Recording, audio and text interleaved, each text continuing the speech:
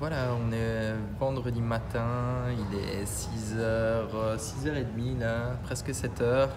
Et c'est un grand jour pour nous aujourd'hui parce que je vais chercher le camping-car qui est arrivé au port à Halifax. Et donc j'ai rendez-vous à 7h30 avec des amis, les Almériques, qui ont également un camping-car, et eux ils ont loué une voiture, donc ils vont pouvoir m'emmener dans les différents services pour pouvoir récupérer le véhicule. Donc voilà, là je bois un petit café, je suis au lobby de l'hôtel, et puis je les attends d'ici 20 minutes, une demi-heure. Au niveau des formalités, comment ça va se passer? Donc normalement en fait j'ai rendez-vous à 9h avec ce qu'on appelle the forwarder, freight forwarder. En fait c'est le transitaire qui va, je suppose, me donner des documents pour pouvoir aller aux douanes, faire les formalités et ensuite aller au port pour récupérer le véhicule. Bon ben voilà, donc le véhicule pour l'instant il a l'air, de ce que j'ai vu, il est en parfait état, tout s'est bien passé, la cabine, ils sont pas rentrés dans la cabine, donc tout est nickel.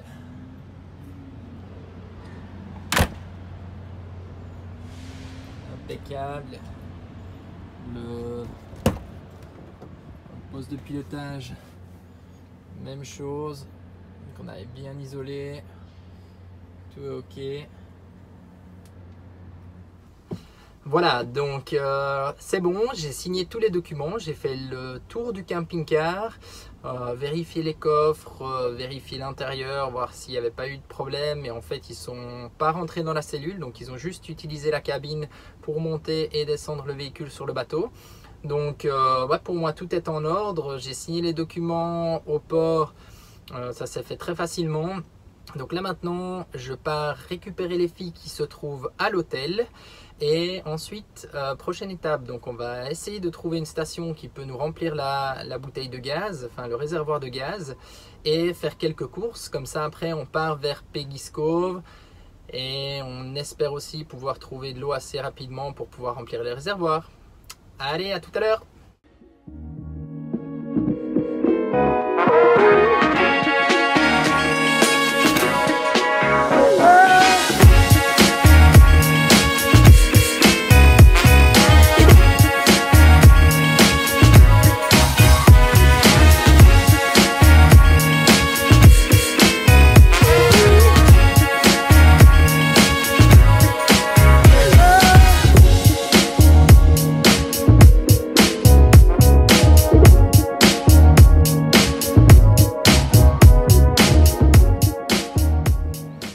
Bonjour à tous.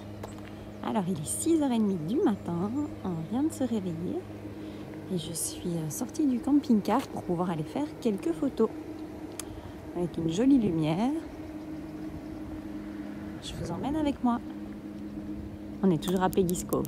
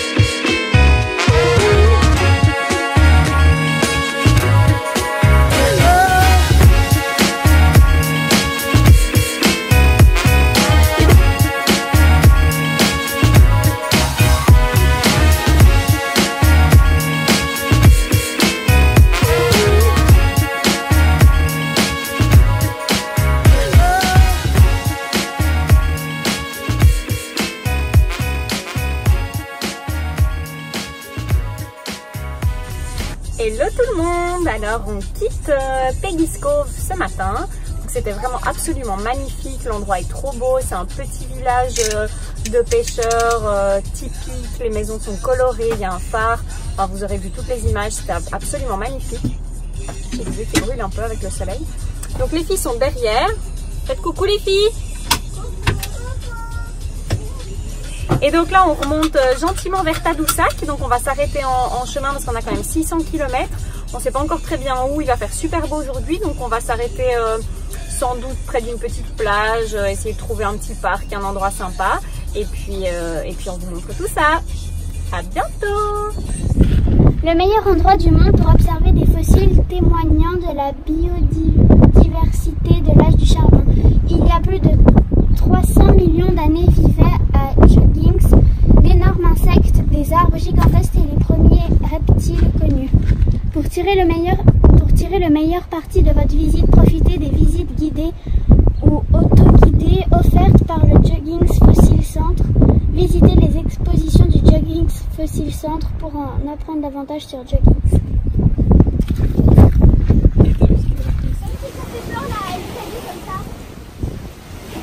On cherche des fossiles.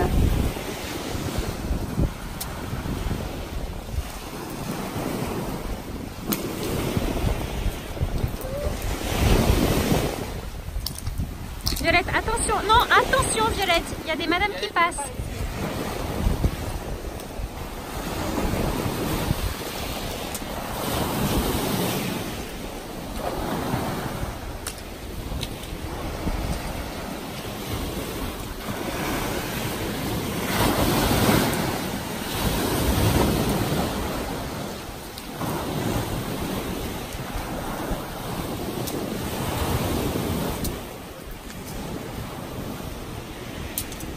Sedejou continue à chercher des fossiles.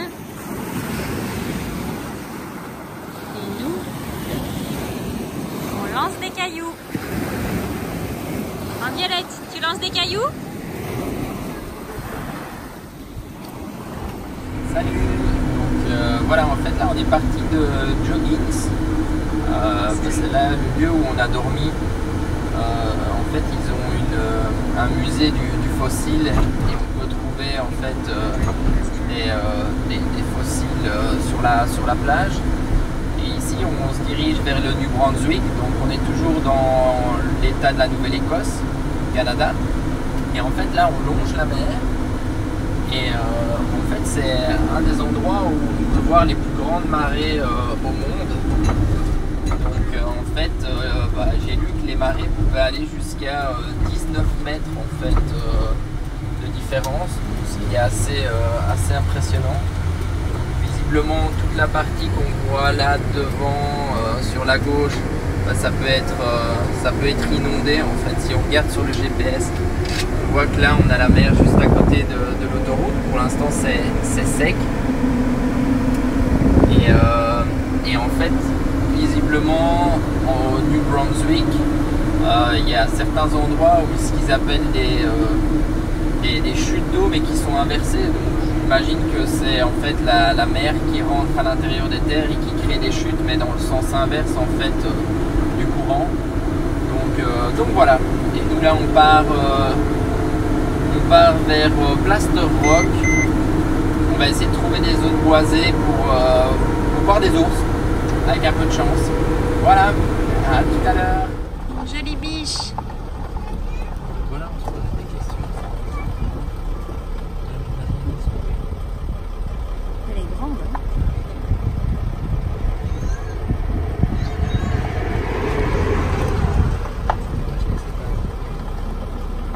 Elle est très belle.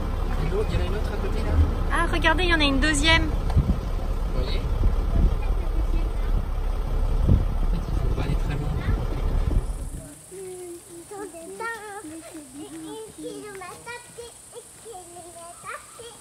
2 kilomètres à pied.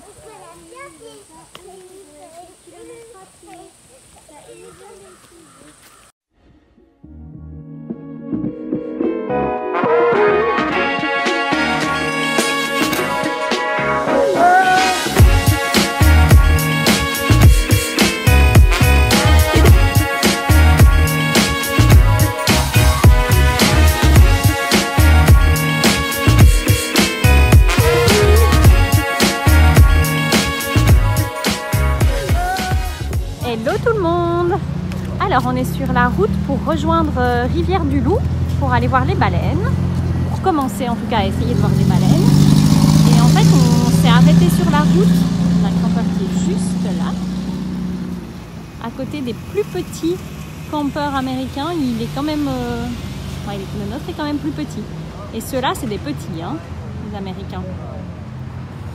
Je disais, on est sur la route donc, pour Rivière-du-Loup. Et en fait, en passant, on vient de voir des chutes d'eau. Alors, je ne sais pas très bien comment s'appelle ce petit village, cette petite ville. Mais en tout cas, il y a apparemment un point de vue sympa. Donc, on s'est arrêté pour regarder ça. Qu'est-ce qui se passe, Violette? Je vais marcher sur le pied. Tu as eu très mal? Oui, mais elle n'a pas fait exprès. Tu crois qu'elle a fait exprès? Moi, je crois qu'elle n'a pas fait exprès. Tu viens? On va voir? On va voir les chutes d'eau? Les chutes d'eau. Je parle en anglais maintenant. Tu parles en anglais maintenant? To my way. Comment tu dis? To my way. Ok. To my way. Alors, vas-y, avance, je te suis. Comment ça veut dire ça en anglais? Ah, comment ça veut dire ça en anglais? Comment ça en anglais? Pas ça. Traverser les chutes en des try. Oh, génial! On peut traverser les chutes ici. Oh, c'est génial! Tu crois qu'on peut le faire? Tu crois qu'on peut le faire? Ça n'a pas l'air ouvert, malheureusement. Il y a les lumières allumées. Donc, en fait, ça vient c'est par de là. Hop, on peut tout traverser. Par le petit côté. Ouais, ça doit être sympa.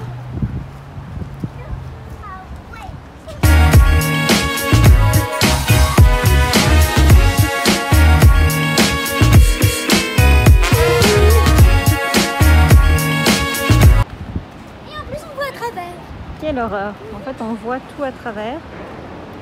J'ai horreur de ça. Mais je prends sur moi et j'y vais. Là, ça bouge un peu, hein? C'est un peu flippant quand même. Oh mon Dieu que c'est haut! Ouh là là! Je prends des risques pour vous, hein, les gars. Bon, on voit pas très bien les chutes d'ici en fait. Je pense qu'il fallait de l'autre côté pour voir les chutes. C'est quand même vraiment super haut, hein.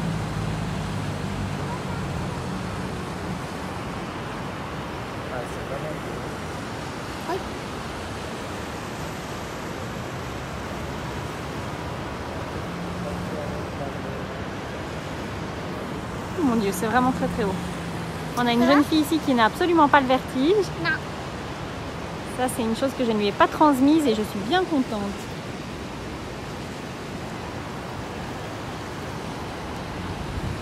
Vous voyez, en fait, le sol est tout grillagé comme ça, donc on voit à travers, puis c'est ça qui me fait vraiment flipper. Ah, c'est cool.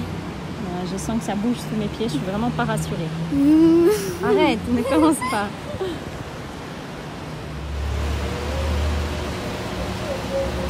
C'est vraiment joli, hein.